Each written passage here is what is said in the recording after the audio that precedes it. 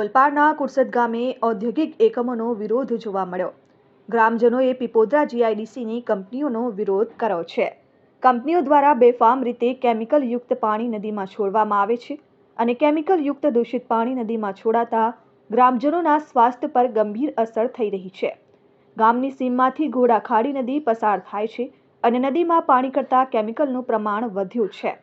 ત્યારે કેમિકલથી ભરેલી નદીને લઈ ગ્રામજનોને શ્વાસ લેવામાં પણ તકલીફ પડી રહી છે.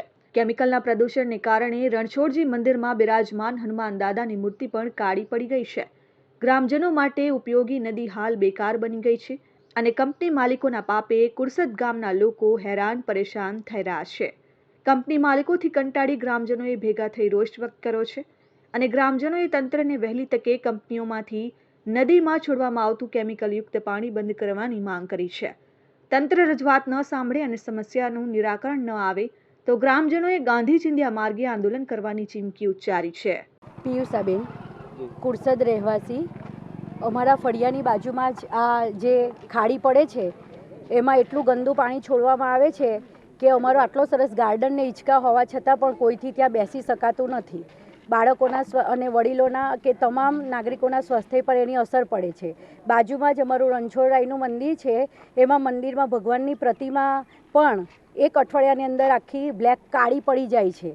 તો આ સ્વાસ્થ્ય પર પણ કેટલું અસર કરતું હશે અને હાલ એવું લાગે છે કે પીવાના પાણીમાં પણ આની અસર થતી અમને જોવા મળે છે.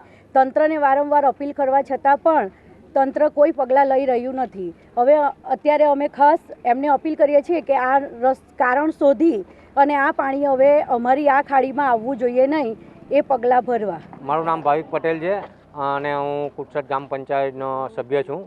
આ કુરસદ ગામમાં જે પાણીની લાઈન છે, ખાડી કહીએ અમે એને, એ ખાડીમાં ઘણા લાંબા સમયથી કેમિકલવાળું પાણી આવે છે. એ પીપોદરા જીઆઈડીસીમાંથી આવે છે અને એ પાણીનો ઉપયોગ અમારા પશુઓ કરે, અમારા ખેતીમાં બી એ જ થાય છે અને અમારા પાણી પીવાના પાણીનું જે બોર ખરો ને તેની બાજુમાં બી એ જ છે, એ ગટરની બાજુમાં જ છે. તો આને લીધે ઘણું નુકસાન થાય છે, પર્યાવરણ બી નુકસાન થાય છે, સાથે બાળકોના સ્વાસ્થ્ય પર આની બહુ ખરાબ અસર પડે છે, કેમ કે ગંધ જ એની આવ્યા કરે, દુર્ગંધ બહુ ખરાબ આવે છે.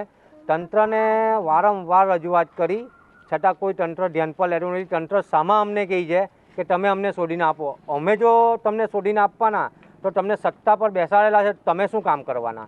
હાલ બી મારે તંત્ર જોડે હમણાં જ વાત થઈ તો તે બી આ જ સવાલ કરે, તમે શોધીને આપો. તમે શોધો, અમે તમારી સાથે જ છે. આને જો તમે અત્યારે આનું નિરાકરણ નહીં લાવ્યા તો અમે આની અરજી ડાયરેક્ટ પીએમઓ સુધી કરવાના છે અને આને કડકમાં કડક પગલાં લેશું અને ધરણા કરવા પડે તો અધિકારીઓના બાંડે બેસીને ધરણા પર કરશું અમે. Bureau report, RN news, કુરસદ, Olpad.